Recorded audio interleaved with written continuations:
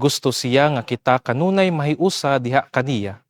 Dili siya gusto nga kita mahibulag sa iyang panon.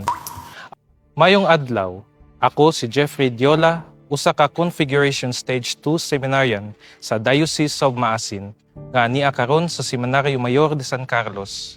Magdungan kita sa pagpamalandong sa pulong sa Dios.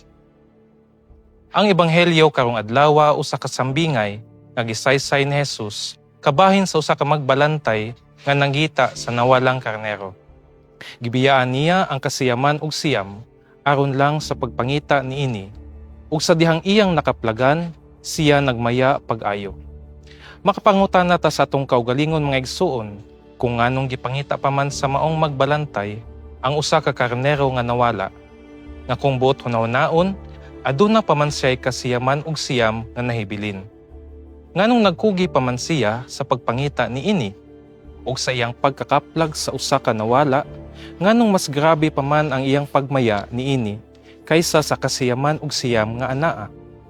Mga igsuon, kini nagpakita lamang kung unsa ang kinaiya sa maong magbalantay sa karnero. Ang atong Ginoong Hesukristo mao ang atong maayong magbalantay nga kanunay nangita kanato.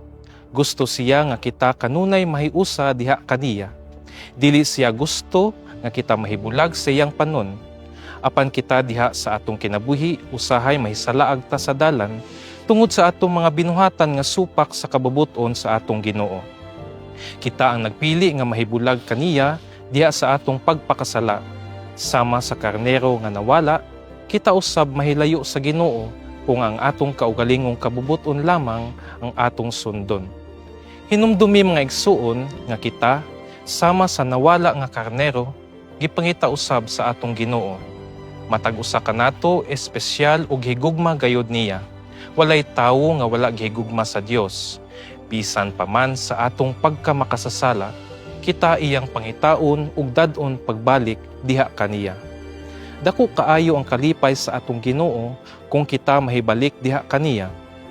Ang hagit nato karon mga igsuon niining Martes sa ikaduhang semana sa Adbento nga kita sama sa nawala nga karnero maningkamot unta diha sa atong tagsa-tagsa ka kinabuhi nga mahiuli ug mahiusa sa atong maayong magbalantay nga mao si Hesukristo.